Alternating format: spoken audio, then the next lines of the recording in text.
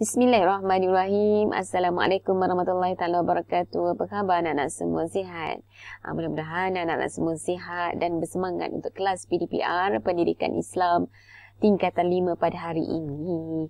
Dan anak-anak tahu apa yang kita nak belajar pada hari ini. Cuba teka bidang apa?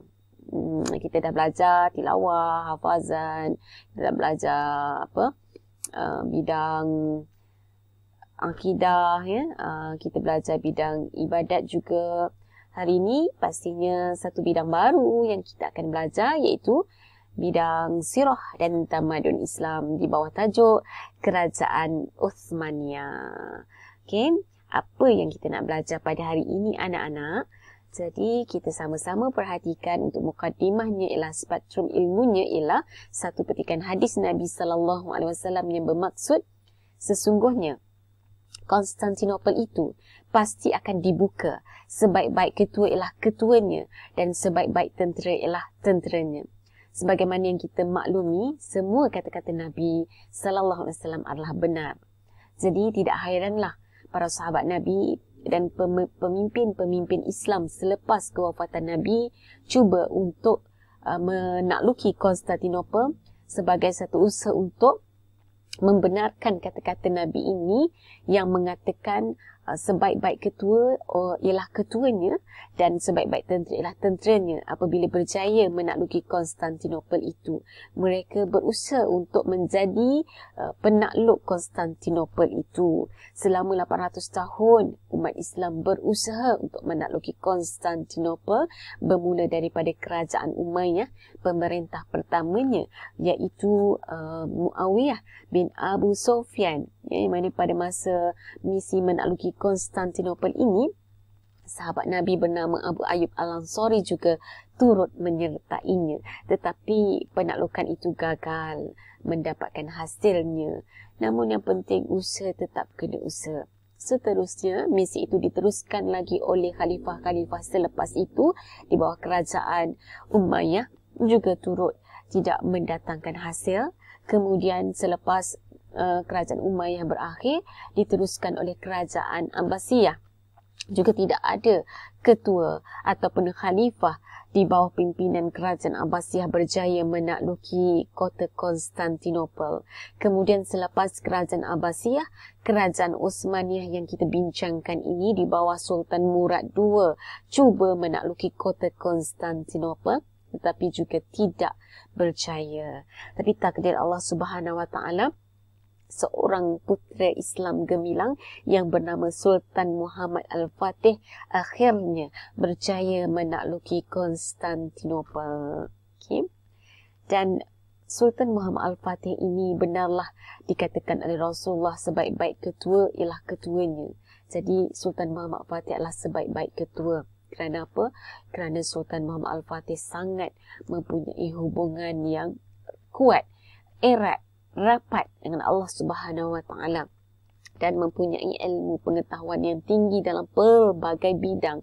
Antara bidang yang dikuasai, bidang ilmu yang dikuasainya ialah dalam bidang sains, matematik, dalam bidang politik, dalam bidang kejuruteraan militeri, dalam bidang ekonomi, dan tak hairanlah dalam bidang agama, Al-Quran dan hadis itu pasti dikuasainya anak-anak.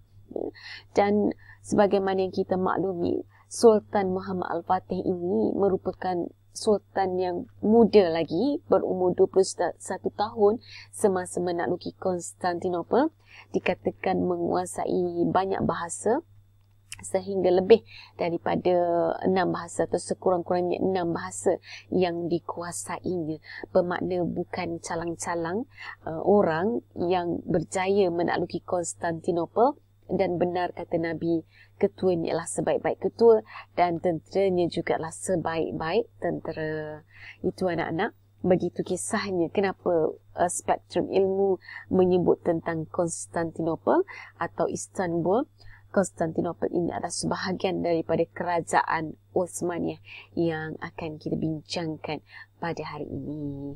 Baik anak-anak, seterusnya ialah kita lihat, sama-sama lihat pusat pemerintahan. Pusat pemerintahan utama kerajaan Uthmaniyah mula-mulanya peringkat awalnya di Sogut pada tahun 1299 Masihi hinggalah 1355 Masihi. Kemudian berpindah ke Bursa 1355 Masihi sehinggalah 1363 Masihi. Kemudian berpindah lagi ke Edirne iaitu 1363 Masihi sehingga 1453 Masihi.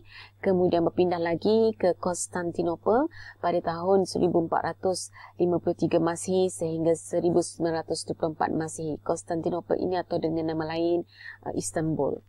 Baik anak-anak. Kalau anak-anak perhatikan gambar raja yang Ustazah sediakan itu, di slide itu ada masjid-masjid utama di setiap bandar ataupun pusat pemerintahan. Kalau di Sogod itu adalah masjid yang tertua di kerajaan ini, di pusat pemerintahan utama dia di Sogod pada awalnya. Kemudian di Bursa, kalau kita lihat itulah masjid di Bursa yang dibina oleh Bayazid, Sultan Bayazid I. Pada masa itu Sultan Bayazid ni dia berjanji untuk membina 20 masjid, 20 masjid kalau memenangi peperangan dengan tentera salib, perang salib dalam perang Nikopolis. Dan alhamdulillah tentera Islam berjaya memenanginya.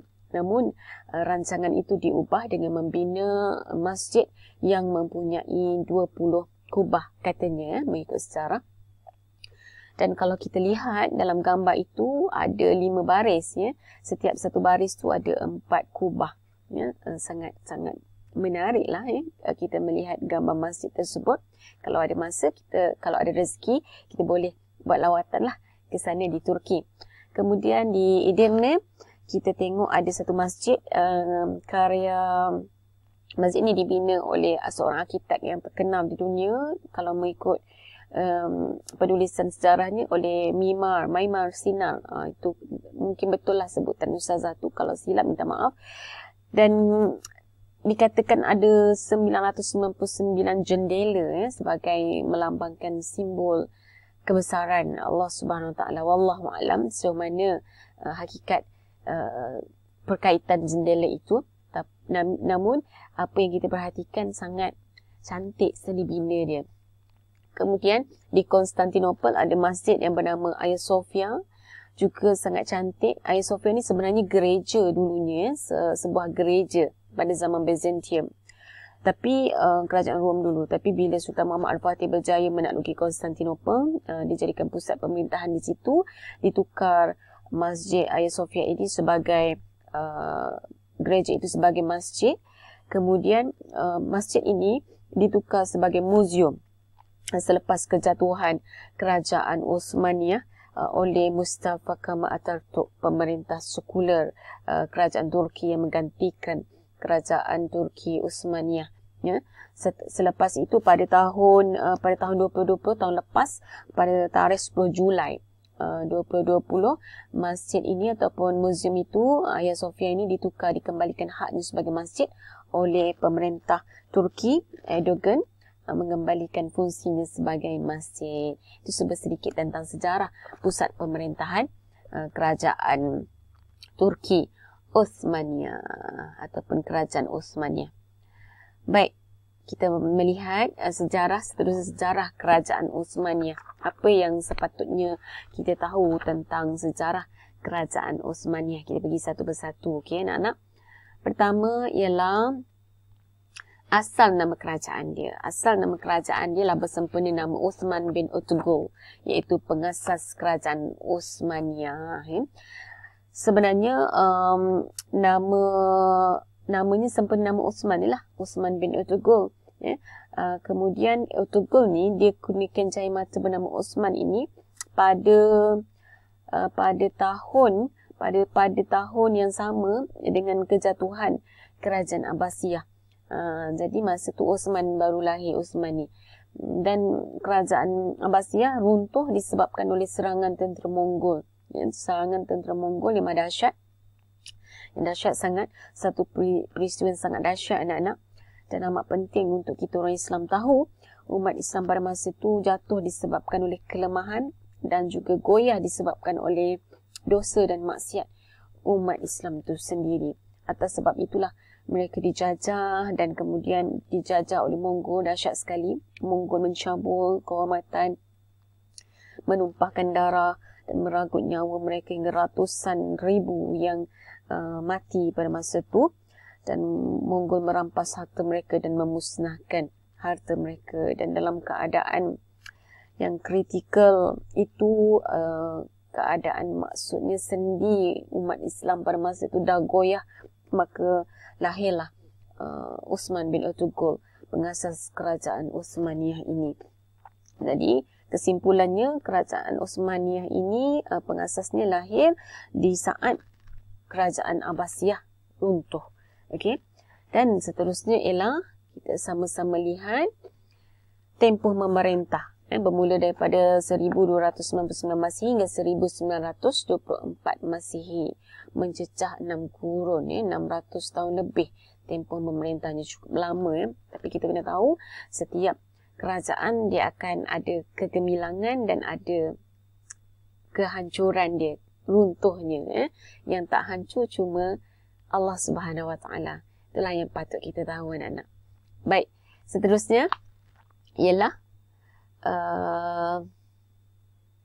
kawasan pemerintahan dia meliputi sebahagian besar benua Asia, Eropah dan juga, maaf, di sini bukan Eropah, 2 kali Eropah, Afrika, meliputi sebahagian besar benua Asia, Eropah dan Afrika.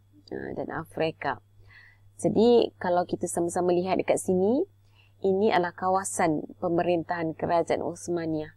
Luas sekali, ya. Kalau kita tengok dekat sini adalah kawasan Afrika tu. Kawasan Afrika ini adalah sebahagian Asia, sebahagian besar Asia, termasuklah kita, Tanah Melayu, Indonesia. Dan ada juga Eropah, ya, yang dikuasai oleh kerajaan Uthmaniyah. Jadi dikatakan kerajaan Uthmaniyah menakluki hampir 2/3 dunia pada masa itu. Masya Allah, anak-anak. Hebat, ya. Baik, seterusnya bilangan pemerintah seramai 37 orang selama 600 tahun itu. 600 tahun lebih kurang 37 orang pemerintahnya. Okey, seterusnya pemerintah terkenalnya ialah Sultan Uthman bin Ertugrul. Pengasasnya sendiri Sultan Murad I, Sultan Muhammad Al-Fatih tadi dan Sultan Sulaiman Al-Qanuni. Itu antara pemerintah sultan-sultan yang sangat famous dan banyak meninggalkan zaman kegemilangan pada masa pemerintahan mereka. Baik, seterusnya pemerintah pertama pastinya Sultan Uthman bin Ertugrul. Dan pemerintah terakhir Sultan Abdul Majid II. Kemudian pusat pemerintahan dah kita tengok pada mula-mula tadi di Sogod, di Bursa, di Edirne, di Istanbul. Ada 4 pusat pemerintahan utama, ya. Yang terakhir di Istanbul lah, di Konstantinopel. Nama barunya Istanbul. Okey, dan spektrum ilmunya untuk kerajaan, terdapat beberapa buah kerajaan Islam lain selepas kerajaan Abbasiyah, antaranya termasuklah kerajaan Fatimiyah, kerajaan Ayubiyah dan kerajaan Mamlukiyah, dan yang gemilangnya adalah kerajaan Uthmaniyah, ya. Baik, anak-anak, alhamdulillah selesai kelas kita pada pagi ini. Doa mana kang? So buat mudah-mudah je deh. Okey, anak-anak, Ustazah mengharapkan anak semua dapat faham tentang serba sedikit kerajaan Uthmaniyah. Sebenarnya ada lagi sambungan. Ini adalah sedikit sebanyak pengenalan asas tentang kerajaan Uthmaniyah. Baik, anak-anak, jumpa lagi dan terima kasih kerana sudi menonton sehingga penghujung video. Jumpa lagi, anak-anak. Assalamualaikum warahmatullahi wabarakatuh. Bye.